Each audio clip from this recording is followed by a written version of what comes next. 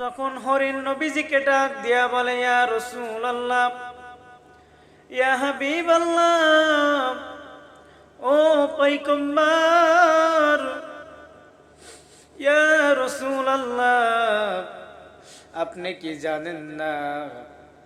ইয়া রাসূলুল্লাহ, ইয়া হাবিবাল্লাহ, আজকে 3 দিন যাবত আমার এখানে ধরে রাখছে। ও মায়ার নবী, আমার বাসায় আমি যেখানে অবস্থান করি, আমি যেখানে থাকি, আমার 3টা বাচ্চা আছে, আমার বাচ্চা আছে না খেয়ে আছে, তারা 3 দিন জানি না। আমার বাচ্চাদের ক্ষুধা লাগছে, আমি তাদের খাওয়াইয়ে চলে আসব। ও দয়ার নবী, তুমি তো জানো।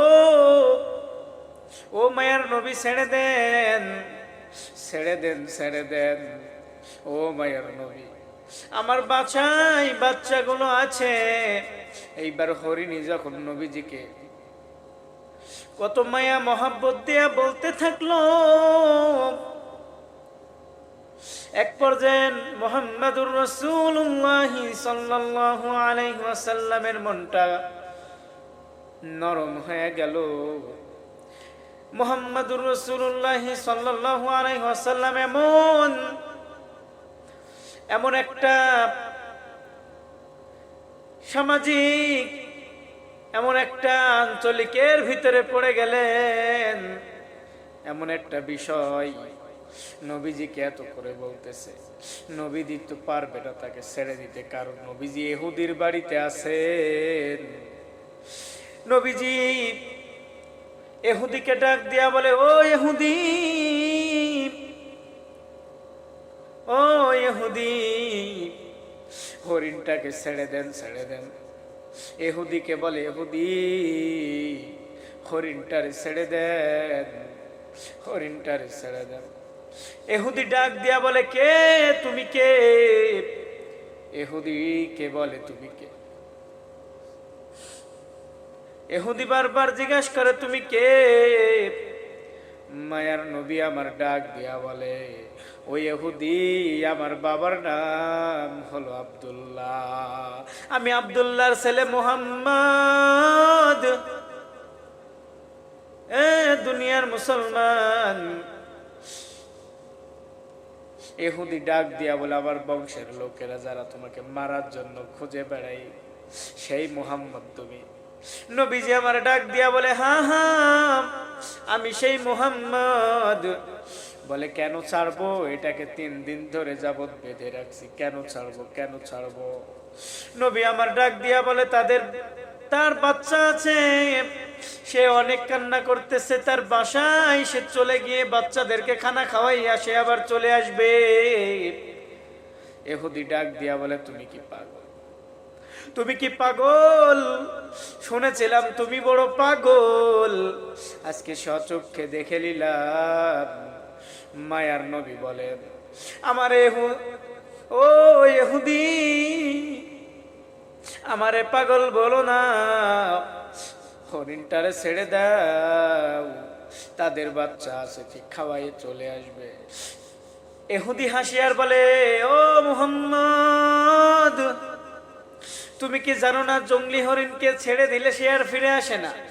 তুমি কি জানো না তাকে ছেড়ে দিলে সে আর আসবে না? ও মুহাম্মদ, তুমি কি পাগল হয়ে গেছো একেবারে? মায়ের নবী বলে, ও ইহুদি,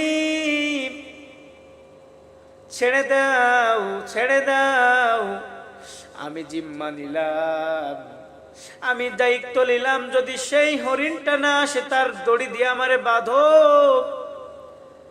তার রসা দিয়া আমারে বেঁধে রাখো, সে যতক্ষণ না আসবে ততক্ষণ। হরিণটারে ছেড়ে দিল, হরিণ দৌড়াইয়া চলে গেল, বাচ্চাদের খোঁজে চলে গেল। আধা পথ যায়, আর হরিণী ডাক দিয়া বলে, হাই হাই, কি করলাম, কি করলাম, কি করলাম? আজকে আমার পাইকম্বর না জানি আমার জন্য কত অপমানিত হইতে হচ্ছে।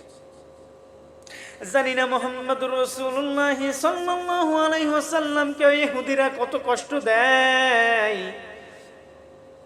এখন বাচ্চাদেরকে তো খাওয়াইতে অনেক লেট হয়ে যায়, আর আমার নবীজিকে তারা কত কষ্ট দিচ্ছে জানি না। ভাই ও দোস্ত হুজুরগণ, যেই নবীর গায়ে মশা মাছি বসাটাও হারাম, ওই কাফের মুশরিক বেঈমান ইহুদি আমার নবীজির হাত দুটা রশি দিয়া বেঁধে ফেলছে। ইহুদি ডাক দিয়া বলে, মুহাম্মদ, হরিণ যদি না আসে তোমার বিপদ আছে, তোমাকে মেরে ফেলা হবে। মায়ার নবী বলে, হরিণ ঠিক টাইমেই অবশ্যই এখানে ফিরে আসবে। মায়ার নবী কত মহাব্বতের একজন নবী আমার, যেই নবীকে বাদ দিলে আজকে কোরআন বোঝা যায় না, যেই নবীকে বাদ দিলে হাদিস বোঝা যায় না, দুনিয়ার জমিনে নবীর আদর্শ বাদ দিলে কিছু ভালো লাগে না। সেই নবীকে আমরা আজকে কদর করতে জানি না, সেই নবীর আদর্শকে আমরা মহব্বত করতে জানি না রে যুবক।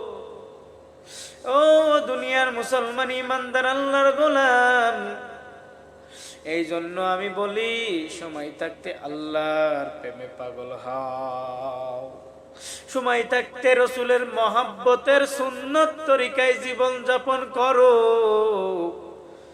কেননা ওই অন্ধকার কবরে যাইতে হবে। অন্ধকার কবর বড় ভয়ানক জায়গা, ওই কবরে তোমার সঙ্গের সাথী নাই, ঘুমানোর বিছানা নাই, আলো নাই, বাতাস নাই, অন্ধকার।